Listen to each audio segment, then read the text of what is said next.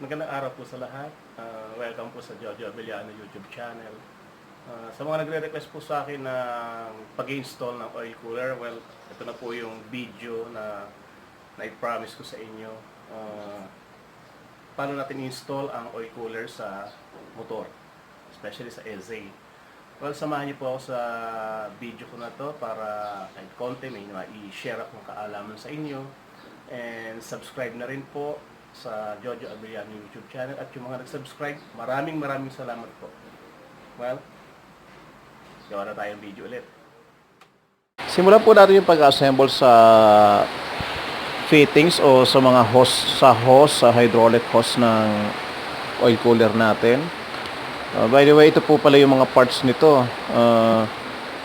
Ito yung kasama sa package na nabibili aftermarket, yung hydraulic hose natin,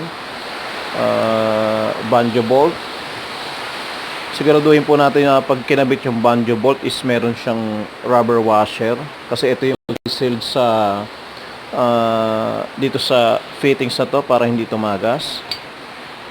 Dalawang klase po yung banjo bolt na gagamitin dito sa oil cooler na to. Yung isa kasi, ito yung standard. Standard po, ayan. Yung standard na banjo bolt. Ngayon, since ito yung fittings nito is malaki, so kailangan natin ng ito, yung malaking fittings. So, yung malaking tornilyo, yung malaking banjo bolt. So, mapapansin nyo, ang laki ng butas, oh. So, swak siya rito. Ayan. Swak siya, oh. So, malaki. Ito yung ordinary. Lusot. Kaya sa mga gustong mag-assemble ng magkabit ng oil cooler, siguraduhin po natin na malaki yung makukuha yung tornilyo o yung banjo bolt na tinatawag. Ayan po kasi dalawang klase siya. Ito yung regular, yung casual na kinakabit. So ito oversize. Okay.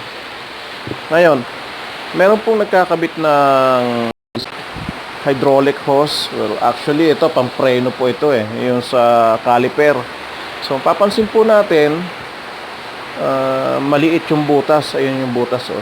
Mapapansin nyo maliit. So paragay ko hindi po pwede talaga to. Ito yung hydraulic hose na para sa oil cooler. Pansin nyo, malaki yung butas. Kaya yung oil, dire-diretso siya all the way dito sa oil cooler. So, simulan natin assemblein itong banda rito sa oil cooler. Siguraduhin po natin na meron kayong fittings na ganito. Kasi pag wala po ito, directly nyo ilalagay na pag ganyan, tatagas po yan kasi wala tayong gasket. So make sure na lagyan nyo ng gasket. Una yung gasket, sunod yung hydraulic hose, tapos sunod gasket ulit. Yan. Saka nyo ngayon ito tornilyo rito. Yan.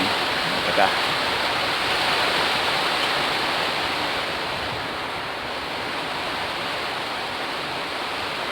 Minsan nilalagyan din ng ng gasket maker, pero kahit naman hindi, okay lang din naman lagyan para siguradong walang tagas. So yan. So again, yung washer natin, yung may rubber washer, yung fittings niya, ilagay mo rin to. Then, next ito. Ayan. Tapos kabit mo ulit to.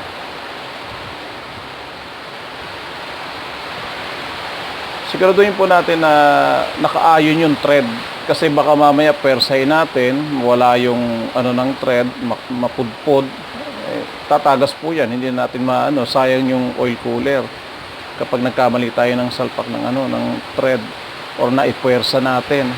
So, ganyan lang po siya. Ayan. So, huwag nyo muna higpitan kasi mamaya pag in-install nyo ron sa motor ninyo, hahanapan nyo pa kasi ng posisyon yan eh. Gaya nyan o. Hahanapan nyo ng posisyon. Ganyan ang pormahan yan. Ayan. Wala sa camera. Ayan. Ganyan ang pormahan yan. So, huwag nyo muna higpitan. So, ayan.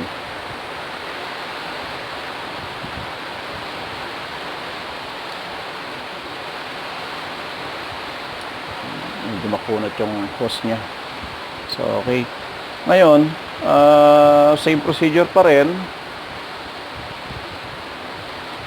Yung washer po natin, tapos salpak yung ganyan, tapos washer ulit.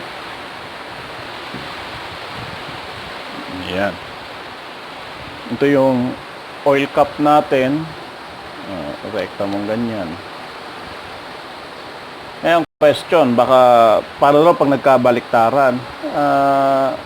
Para sa akin, wala naman kasing baliktad to eh. Kasi yung flow nung langis,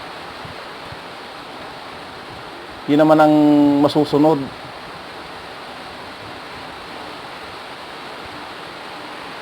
Kung ano yung bomba ng oil pump mo, yun ang papasok dito, all the way dito sa cooler, then ilalabas niya ulit. So, ganun na yung cycle. Paikot-ikot lang siya. Ngayon, yung pumapasok na langis dito sa oil cooler natin, so, lumalamig siya bago niya ulit ibaba dun sa makina. Yun ang cycle niyan. Kaya, yung makina natin, hindi agad-agad nang lalata. Unlike na walang cooler, ikot lang ng ikot yung langis dun sa makina, lalo yung mga mahihiling mag-ride, nagkakaroon ng panlalata yung makina natin. Kaya kailangan mong itigil o magpahinga para lumamig ng konti yung makina. Well, again, pag naikabit niya po ito, yan, kailangan may washer po talaga. Huwag po natin kakalimutan yung washer na yan. Napaka-importante po niya para hindi tumagas ang ating langis. So, yan, hanapan niyo po ng position, then ikabit niyo to, then yung rubber washer ulit. Okay, just kabit ganyan. So again, anuhin niyo po yung thread, siguraduhin niyo na sila, magkaayon. Kasi baka mamaya ma-lost thread natin yung saksakan ng yung cover pala, yung cover ng oil cooler na ay yung oil filter natin, ay kailangan natin palitan to kung sakasakali. So ganyan lang po ang format niyan. Medyo pilipit. Ulitin ko.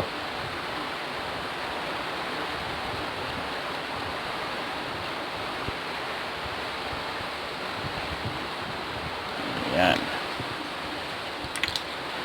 Pilipit si Dodong. Okay. So kailangan po hindi siya nakapilipit, naka-straight siya all the way. Okay. Kabit natin 'to ngayon. So kukulitan ko po ulit. Makulit po talaga si Mojojo. Wag po natin kalimutan 'to. Sa kanya isalpak.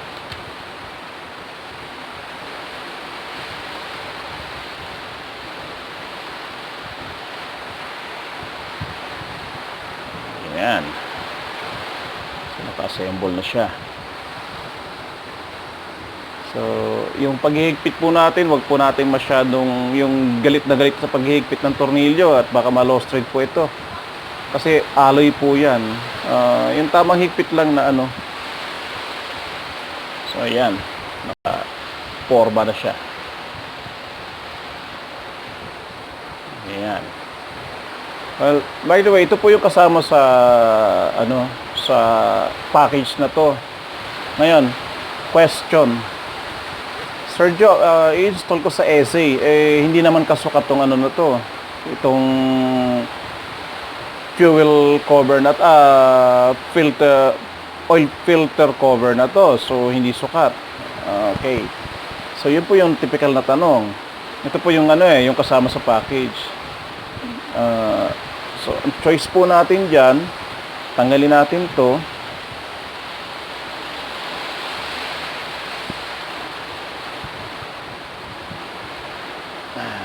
Tigas ah.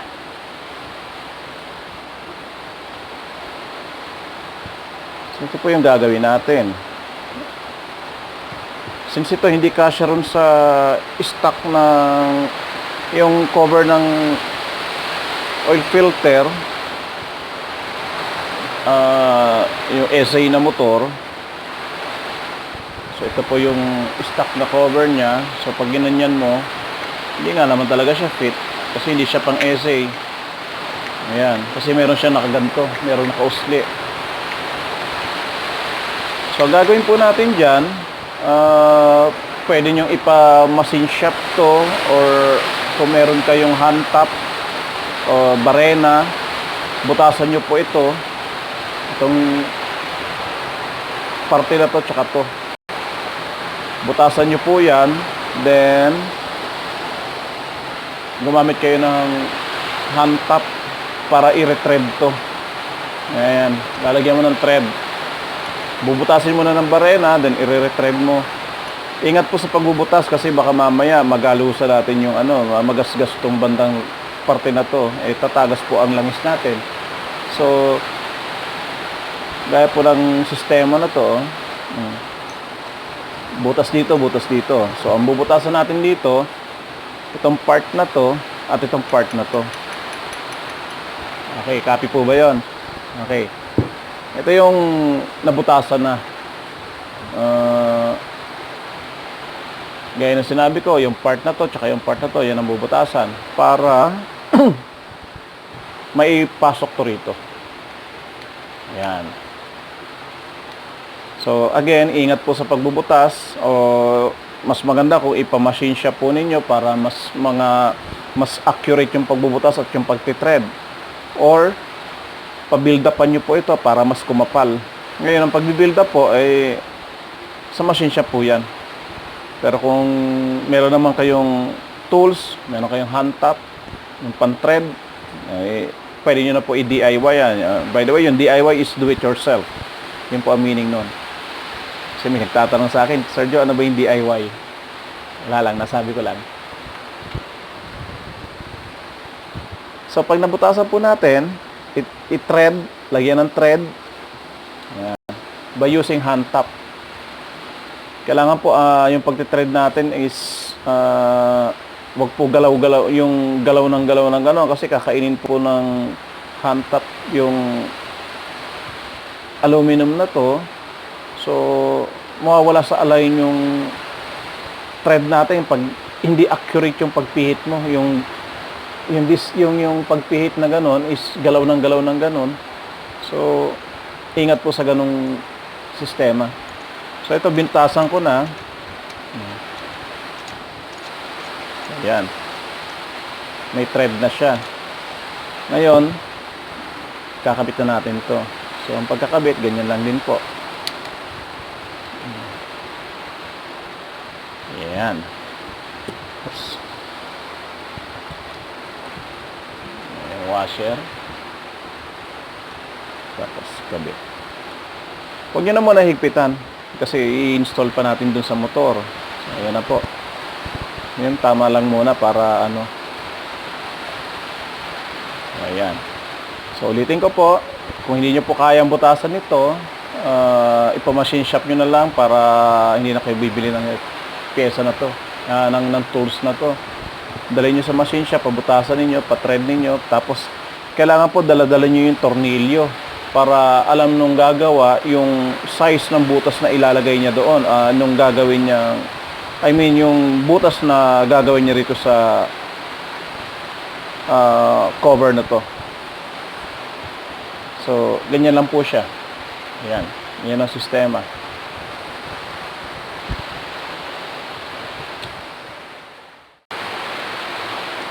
Ito po yung finished product natin na oil cooler. So, in-install lang po by using U-bolt. Ito po yung U-bolt to. Isinaksak lang dito. So, mapapansin nyo, hindi kasya. Ayan, no? Ibukaka nyo lang po ng konti ito para mag-fit siya ron. Ito. I-spread nyo lang po ito. Ito. Ibuka nyo lang po ito. Para kumasya doon. Tapos, pag naibuka nyo na, ayan, i-shoot nyo dun sa butas. Ito yung butas. Ito. Ayan. Yung U-bolt, i-shoot nyo dyan. Unahin nyo muna yung U-bolt, tapos pag na-swak nyo doon, saka nyo ikabit yung filter. Yung cooler pala, I mean. So, yan, no. Mapapansin nyo, hindi kasya. So, kailangan talaga siya ibuka. Ayan, ito yung finished product natin na ibuka na. Lagyan nyo ng washer. Lagyan ng washer. Para masigurado na hindi siya lulusot yung tornilyo na yun, no?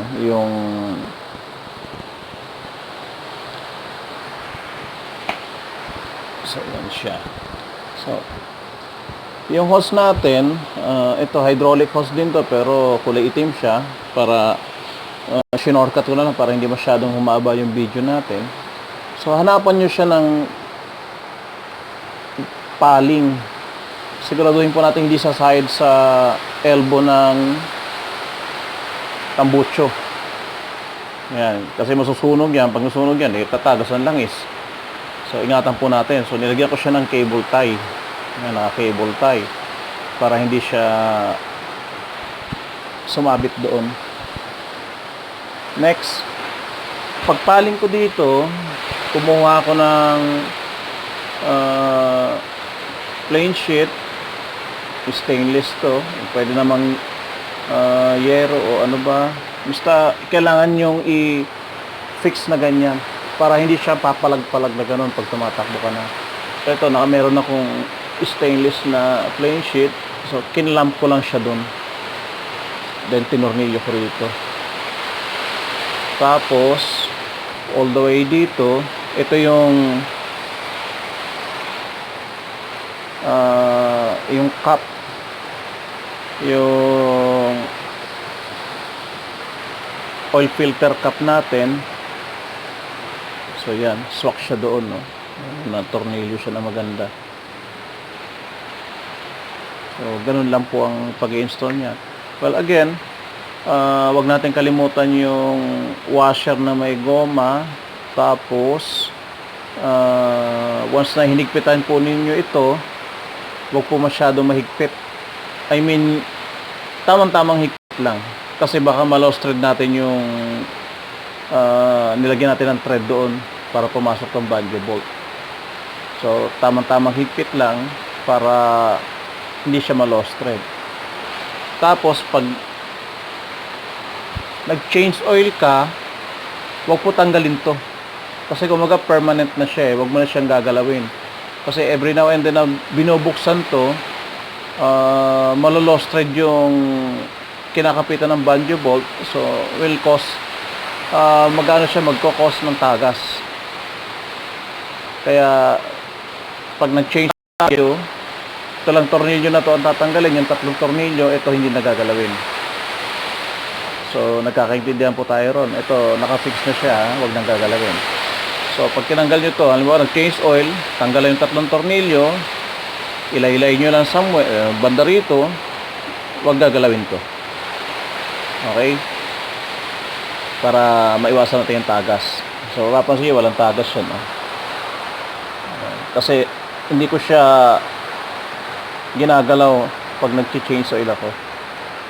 Hindi ko na siya ginagalaw. Ayan. Ganyan lang po kasimple ang mag-install ng oil cooler.